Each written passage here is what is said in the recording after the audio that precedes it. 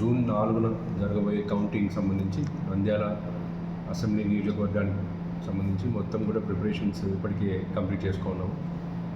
ముఖ్యంగా counting hall ఏదైతే Nandyal assembly నియోజకవర్గము and parliament కాన్స్టిట్యున్సీకి సంబంధించిన Nandyal assembly segment 2 counting halls మనం శాంతిరామ్ ఇంజనీరింగ్ కాలేజ్లో 3rd ఫ్లోర్లో room number 403 and 404 and 419, 420 2 separate halls తీసుకోవడం జరిగింది. అక్కడ ప్రాపర్గా ఇప్పటికే అసెంబ్లీ కాన్స్టిట్యున్సీకి సంబంధించి 14 టేబుల్స్ వేసి బ్యారికేడింగ్ అంతా కూడా చేసుకోవడం జరిగింది.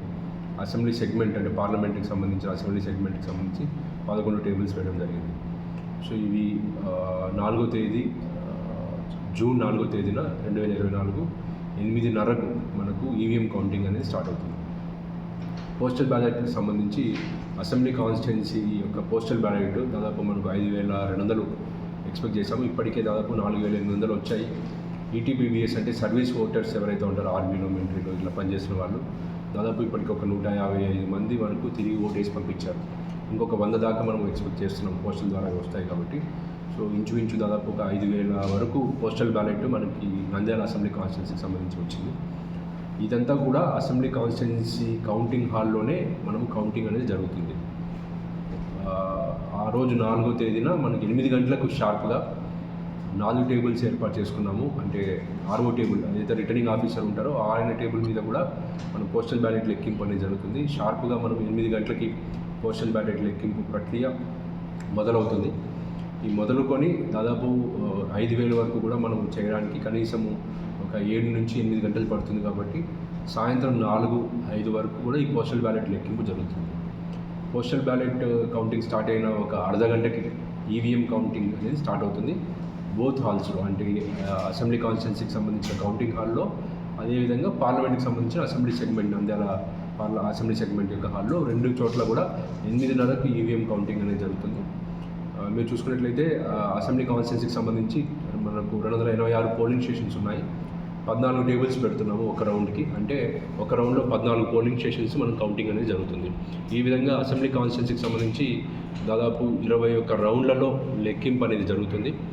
మేము అనుకోవడం ఒక్కొక్క రౌండ్కి ఫస్ట్ 2 రౌండ్లకి అర్ధ గంట పట్టినా కూడా తర్వాత వచ్చే 3వ రౌండ్, 4వ రౌండ్ అలా 21 రౌండ్ల వరకు 20 నిమిషాలు కంప్లీట్ చేసే విధంగా మనం ట్రైనింగ్ కూడా ఇచ్చున్నాము.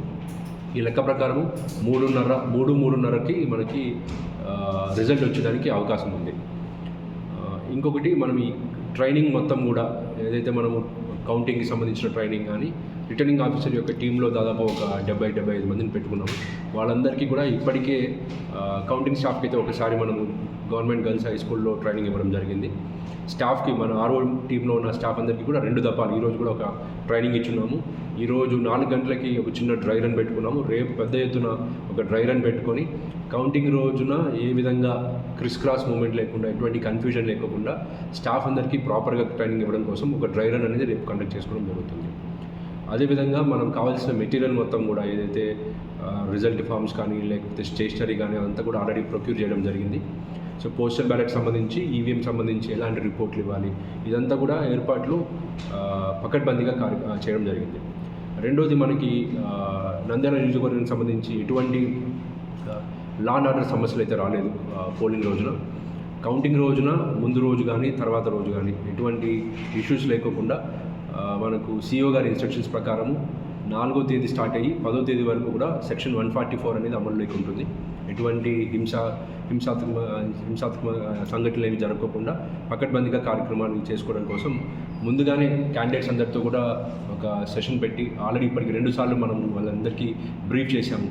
అంటే కౌంటింగ్ హాల్లో ఎదురయ్యే సంఘటనలు ఎలా ఉంటాయి, తర్వాత గెలిచిన తర్వాత క్యాండిడేట్స్ ఎవరు కూడా విన్నింగ్ ప్రొసెషన్స్ కానీ అలాంటివి ఏవి జరుపుకోకుండా సాఫీగా స్మూత్గా చేసుకోవడం కోసం వాళ్ళందరి కోఆపరేషన్ కూడా అడగడం జరిగింది. దాదాపు మనం 4 విలేజెస్ని మనము ఐడెంటిఫై చేసుకున్నాం. సెన్సిటివ్ విలేజెస్కి ఐడెంటిఫై చేసుకొని అక్కడ 24/7 పికెటింగ్ అనేది జరుగుతుంది.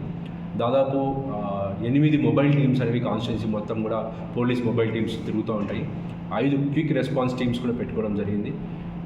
దాదాపు 5 చోట్ల చెక్ పోస్టులు పెట్టుకోవడం జరిగింది. సో ఈ విధంగా ఎటువంటి హింసాత్మక ఘటనలు జరగకుండా లూజ్ పెట్రోల్ కానీ క్రాకర్స్ కూడా అమ్ముకోకుండా వాటి మీద కూడా నోటీసులు ఇవ్వడం జరిగింది. సో పీస్ఫుల్ వేలో మనం ఈ కౌంటింగ్ని జరుపుకొని జరుపుకోవడానికి కావాల్సిన అన్ని చర్యలు కూడా ఈసీఐ ఇన్స్ట్రక్షన్స్ ప్రకారం చేసుకోవడం జరిగింది. ఇది కాకుండా మనకి ఏదైతే 4వ తేదీన కౌంటింగ్ జరుగుతుందో, కౌంటింగ్ జరిగిన వెంటనే కన్సర్న్ ఈవీఎంస్ అన్నింటినీ కూడా సీల్ చేసుకొని భద్రంగా వాటిని టెక్కే గోడౌన్కి తరలించడం జరుగుతుంది. ఈ ప్రక్రియ అంతా చేసుకోవడానికి 4వ తేదీ రాత్రి మొత్తం కూడా ఈ రిజల్ట్ అయిపోయిన తర్వాత అవన్నీ కూడా సీల్ చేసుకొని 5వ తేదీ ఉదయం అంటే తెల్లవారుజామున 4-5కు ఎప్పుడైతే అవన్నీ కూడా పొలిటికల్ పార్టీ సమక్షంలో ఆర్మర్డ్ గార్డ్ సెక్యూరిటీతో క్లోజ్ వెహికల్లో అవన్నీ కూడా టెక్కే మార్కెట్ యార్డ్లో ఉన్న గోడౌన్కి తరలించడం జరుగుతుంది. ఇవన్నీ ఎందుకంటే యాజ్ పర్ ఈసీఐ గైడ్లైన్స్ ఎటువంటి ఏమన్నా ఎలక్షన్ పిటిషన్ పడినా కూడా అవన్నీ సెక్యూర్ ప్రోటోకాల్లో ఉండాలి కాబట్టి ప్రాపర్ ప్రోటోకాల్ ఫాలో అవుతూ ఇవన్నింటినీ కూడా ఆర్మర్డ్ గార్డ్ ప్రకారం అవి టెక్కే గోడౌన్కి తీసుకురావడం జరుగుతుంది. సో ఈ విధంగా నంద్యాల అసెంబ్లీ నియోజకవర్గానికి సంబంధించి అన్ని కార్యక్రమాలు కౌంటింగ్కి సంబంధించి ఇప్పటికీ కంప్లీట్ అయ్యాయి. సో ముఖ్యంగా ఈ ట్రైనింగ్ అనేది బాగా చేసుకోవడము, క్యాండిడేట్లందరికీ కూడా 2 సార్లు మీటింగ్ పెట్టి చెప్పడం వలన ఇప్పటివరకు అయితే ఎటువంటి ఇష్యూస్ లేకుండా సాఫీగా వెళ్తుంది. 4వ తేదీ కూడా సాఫీగా వెళ్తుందని నేను ఆశిస్తున్నాను. రాజకీయ పార్టీలకు సంబంధించిన ఏజెంట్లకు ఎలాంటి సూచనలు చేస్తారు? ముఖ్యంగా ఏజెంట్లకు సంబంధించి నంద్యాల నియోజకవర్గానికి సంబంధించి ఇప్పటికీ మీరు చూసినట్లయితే దాదాపు 113 మంది మాకు ఏజెంట్లు కావాలి, ఏజెంట్లని సబ్మిట్ చేశారు. మనకున్న చిన్న హాల్ మనకున్న ఇన్ఫ్రాస్ట్రక్చర్ కూడా లిమిటేషన్స్ ఉన్నాయి కొత్త జిల్లా కాబట్టి. దాదాపు మనం ఇప్పుడు ఒక 113 మందికి ఇచ్చారు కాబట్టి అక్కడ స్పేస్ని బట్టి అందరికీ ఇవ్వడం జరుగుతుంది. ముఖ్యంగా ఏం చెప్తున్నామంటే ఆ రోజు 6 గంటలకే మనము కౌంటింగ్ హాల్కి చేరుకోవాలి. మీకు ఇచ్చిన ఐడి కార్డు, మీరు ఏదైతే ఫామ్ 18 అంటే అపాయింట్మెంట్ చేసుకుంటూ మీరు ఇచ్చిన పేర్లు ఇచ్చారో అవి డూప్లికేట్గా మీకు ఒక కాపీ ఇవ్వడం జరుగుతుంది. మా దగ్గర ఒక కాపీ ఉంటుంది. ఆ కాపీలో పేర్లు ఎవరైతే ఉంటాయో వాళ్ళని మాత్రమే అలౌ చేయడం జరుగుతుంది. ఎవరికైతే ఐడి కార్డ్స్ ఉంటాయో వాళ్ళు మాత్రమే కౌంటింగ్ హాల్ దగ్గరికి చేరుకోవాలి. మిగతా వాళ్ళని ఎవరిని కూడా ఎటువంటి సిచ్యువేషన్లో కూడా ఎటువంటి పరిస్థితుల్లో కూడా వాళ్ళని లోపలికి అలౌ చేయడం జరగదు. అక్కడ బయట కౌంటింగ్ హాల్ బయటకు వచ్చి అక్కడ ఇబ్బందులు పడకుండా దయచేసి ఈ రిజల్ట్స్ అనేవి కంటిన్యూస్గా అప్డేట్ చేస్తూ ఉంటాం కాబట్టి ఈసీఐ వెబ్సైట్లో మీరు ఇంటి దగ్గర నుంచి కూడా రిజల్ట్ చూసుకోవచ్చు. సో ఎవరికైతే ఐడి కార్డ్ ఇచ్చి పర్మిషన్ ఇస్తున్నామో వాళ్ళు మాత్రమే కౌంటింగ్ హాల్ వద్దకు చేరుకోవాలి 6 గంటలకి. బ్రేక్ఫాస్ట్, లంచ్ కూడా అక్కడే మనం ప్రొవైడ్ చేస్తున్నాము గవర్నమెంట్ తరఫున. సో అన్ని నామినల్ బేసిస్గా మనము పేమెంట్ నామినల్ బేసిస్లో పెడుతున్నాం కాబట్టి ఎటువంటి ఇబ్బందులు లేకోకుండా 6 గంటలకు రండి. ఐడి కార్డ్స్ మ్యాండేటరీగా తీసుకురండి. మీరు ఇచ్చిన ఫామ్ 18 కూడా తెచ్చుకోండి. అక్కడ డిక్లరేషన్ కూడా ఇవ్వాల్సి వస్తుంది. ఎవరైనా క్యాండిడేట్ ఏజెంట్లుగా వస్తున్నప్పుడు వాళ్ళు సీక్రెసీ దాన్ని మెయింటైన్ చేస్తూ ఒక డిక్లరేషన్ కూడా ఇవ్వాల్సి వస్తుంది. ఆ డిక్లరేషన్ మీద కూడా మీరు అవగాహన ఆల్రెడీ క్రియేట్ చేస్తున్నాము. తప్పకుండా ఆ డిక్లరేషన్ మీద సంతకం చేసి 3 అంచెలు సెక్యూరిటీని దాటుకొని రావాలంటే మీరు ఇబ్బంది పడుకోకుండా అక్కడ డిప్యూటీ తహసీల్దార్ లెవెల్లో ఒకసారి పోలీసు వాళ్ళు వెరిఫై చేసుకున్న తర్వాత మా కాన్స్టిట్యున్సీకి సంబంధించి ఒక డిప్యూటీ తహసీల్దార్ని పెట్టాము. వాళ్ళు కూడా మేము ఇచ్చిన లిస్ట్ ప్రకారం వెరిఫై చేసుకొని వాళ్ళ ఐడి కార్డు కూడా వెరిఫై చేసుకొని అప్పుడే వాళ్ళని లోపలికి పంపించడం జరుగుతుంది.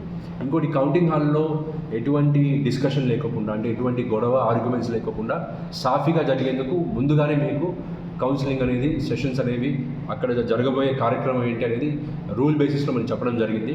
అక్కడ ఏమైనా మీకు సందేహాలు వస్తే ఆ కౌంటింగ్ సూపర్వైజర్ని అడగాలి, లేకపోతే ఏఆర్ఓని అడగాలి, లేకపోతే ఆర్ఓతోనే మాట్లాడాలి. ఎక్కడ గొడవలు పడే కార్యక్రమాలు అయితే చేయకూడదు దయచేసి. ఎందుకంటే కౌంటింగ్ జరిగే ప్రక్రియ కంటిన్యూస్గా 8 గంటలకు మొదలుకొని రిజల్ట్ వచ్చేంత వరకు కూడా జరుగుతుంది కాబట్టి it's a long process. As per decorum అంటే దానికి ఒక డెకరం ఉంటుంది, దానికి ఒక రూల్ బేసిస్లో ఉంటుంది కాబట్టి ఎవరు కూడా గొడవలు చేయకుండా సాఫీగా చేస్తారని నేను ఆశిస్తున్నాను.